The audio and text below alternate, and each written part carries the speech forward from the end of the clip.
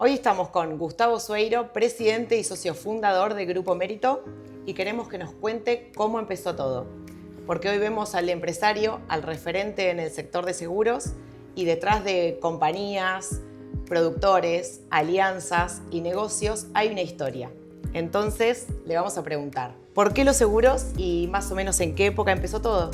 Bueno, hola para todos. Empieza en el año 92 por una circunstancia comerciales de la vida y seguí el consejo de un amigo que me decía que me tenía que dedicar a esto.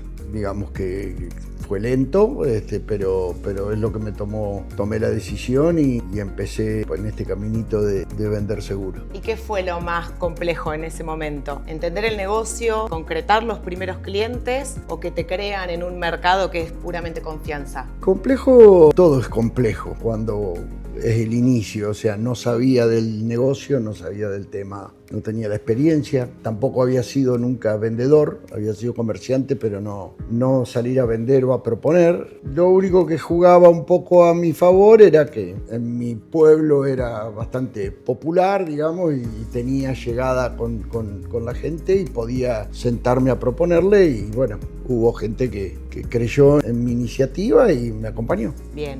¿Y en ese momento te sentiste valiente o no tenías otra opción de llevar adelante el negocio? No había plan B.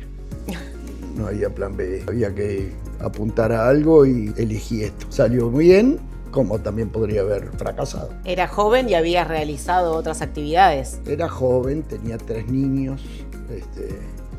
Y tenía necesidad de generar algo porque nunca me gustó mucho, nunca me sentí muy cómodo con el trabajo en relación de dependencia, entonces siempre intenté hacer algo por mi cuenta. Y bueno, y esta era una opción que no necesitaba inversión inicial, que no tenía que poner un local, comprar mobiliario, o sea, tenía que poner mi cuerpito y mis ganas y probar. Como siempre hay una historia que no se cuenta, conseguí un material inédito que no te lo mostré para que lo cuente, para contar cómo fue realmente y llamó la atención que en muchas cartas de su mujer, Susana, a su hermana, se repetían frases como, más o menos en el 92, 93, esta semana hicimos 2 seguros, nada más, a Echeverría y al oculista. Después sigue otra. La semana pasada hicimos alrededor de 5. Después sigue otra. Si hacemos 2 seguros más, vamos a poder comprar el lavarropa en cuotas. Nosotros económicamente parecía el mes pasado que estábamos por mejorar. Sin embargo, nos ocurrieron unos inconvenientes, como una dentadura. Bueno, y siguen un montón más, así que yo quería preguntarte o que cuentes si tuviste plata alguna vez para invertir o para poder desarrollar el negocio. No, nosotros comenzamos, bueno, mi señora trabajaba también a la par mía. Después digamos que la evolución del negocio la fue dejando y después fue desviando y ella se dedica a otro rubro. Pero en realidad trabajábamos juntos. Las pólizas las contamos hasta las 100. Cuando pasamos las 100, dejamos de contar. Y cuando cobré un cheque de 320 pesos, una cosa así, y le dije a mi mujer, bueno, listo, esto ya es un sueldo municipal. Le digo, no tengo que ir a pedir trabajo a la municipalidad. Y ahí dejamos de prestarle atención a las cantidades y nos dedicamos más al trabajo. La realidad es que sí, había momentos que bueno, como todo, los primeros momentos eran más duros. Después, con el tiempo, afianzándose la cartera y creciendo, íbamos evolucionando en el trabajo, nos íbamos haciendo más profesionales también. Y siempre que pudimos, dentro de lo que se podía, se invertía. O sea, no soy un técnico ni soy muy tucho con la computadora, digamos, pero lo primero que pude, cuando pude, me compré una computadora, me metía con los programas, estábamos de prueba con la tecnología para tener siempre, digamos, un poquito más de margen y de juego. Todo portátil porque trabajaba en la calle todo el tiempo, no tenía oficina, así que mi oficina era el auto. Cuando pude comprar el auto, porque cuando arrancamos no tenía, lo había vendido. Así que, digamos, siempre lo aposté a la tecnología y a la modernización de la empresa. Y ese vínculo con ese cliente que cambió mucho a lo largo de los años, ¿cómo era en ese momento? ¿Cómo te vinculabas? ¿Cómo concretabas un negocio? ¿Lo visitabas? Yo me vinculaba en los cafés, en las estaciones de servicio. Y después sí, una vez que los tenía como cliente y demás, iba a la casa, conocía a su familia. Hay clientes que tienen más de 30 años con nosotros, o da el caso de algunas familias que hablaba con el dueño, después con el hijo y ahora estoy hablando con los nietos. ¿Y profesionalmente sentiste que acompañaste al crecimiento de esos clientes? Porque hoy hay esos clientes que eran chicos o que eran jóvenes, sí. Hoy hay muchos que son empresarios. Claro, también. Uno va acompañando el crecimiento de los socios y de las empresas, o lo que arranca como una pyme o que arranca como un negocio y se va convirtiendo. Y también va envejeciendo con los clientes también y se va mutando. Va mutando como todo. Tenemos un amigo que dice que lo único permanente es el cambio. Nunca podemos quedarnos en una postura fija porque siempre todo va mutando. El vínculo con las compañías también cambió. ¿Cómo suscribías en ese momento los negocios? En realidad el vínculo con las compañías cambia porque las compañías cambian. En ese momento era todo en base a confianza. Desde el momento que vos suscribías un seguro, ese vehículo tenía cobertura.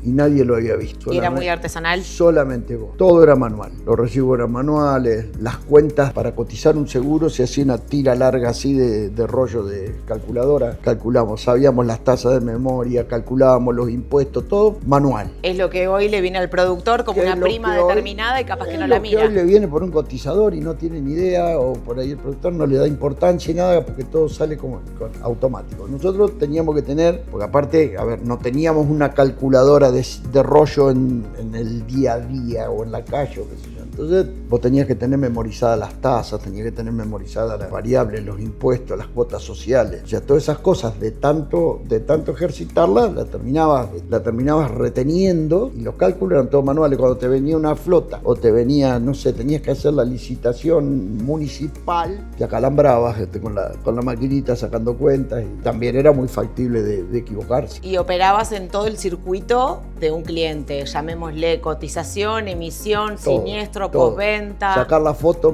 del choque, mandar a revelarla, traerla, tomarle la denuncia, todo. Teníamos certificados de cobertura hechos en cartulina, que los llenábamos a máquina, y eso era un certificado de cobertura. Y si hoy, con todos estos cambios, pudieras decirle algo al productor, al que quiere formar una organización, comentarle tu experiencia, o simplemente hablar para hacerle ahorrar, digamos, estos pasitos o hacerlos más ágiles, ¿qué le dirías? Yo le diría que hoy las sucursales de las compañías en esa época funcionaban como organizadores. Hoy las compañías no quieren eso y se están respaldando en las organizaciones, por lo que los productores hoy por hoy necesitan de un organizador. Necesitan de alguien que los escuche, que los ayude, que los acompañe, que haga fuerza por ellos, que tenga un cierto poder de decisión, que era lo que antes tenían las sucursales que eran autónomas. Hoy ya las sucursales de las compañías no son tan autónomas. Pasa un poco lo mismo que pasó con los gerentes de banco. Digamos que antes el gerente decidía quién le daba el crédito, no tenía mucho más peso la palabra y el criterio del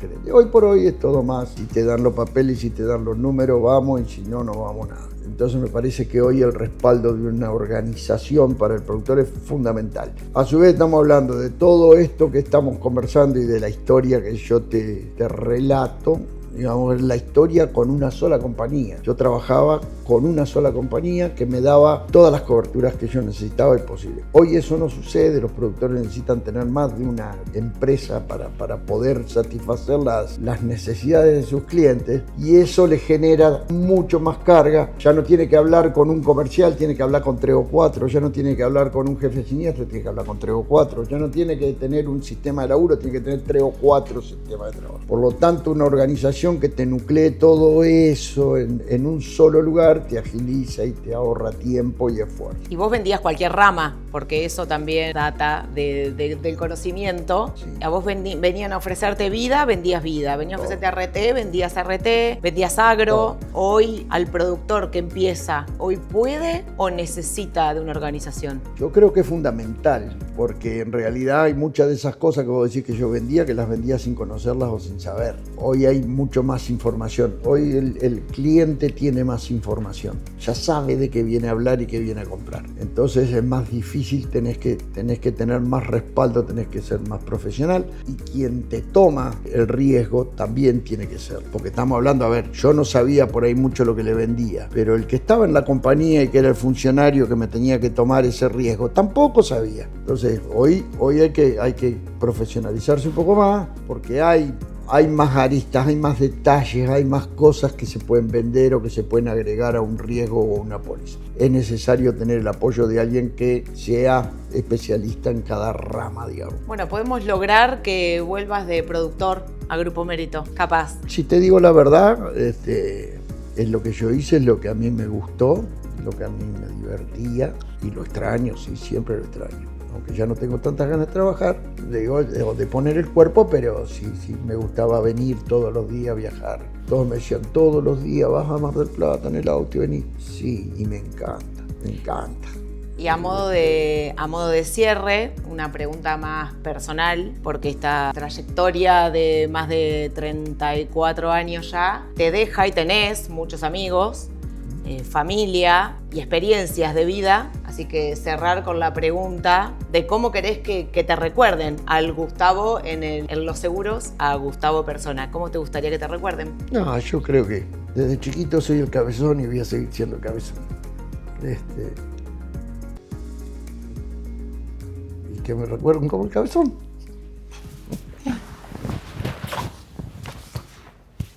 Listo.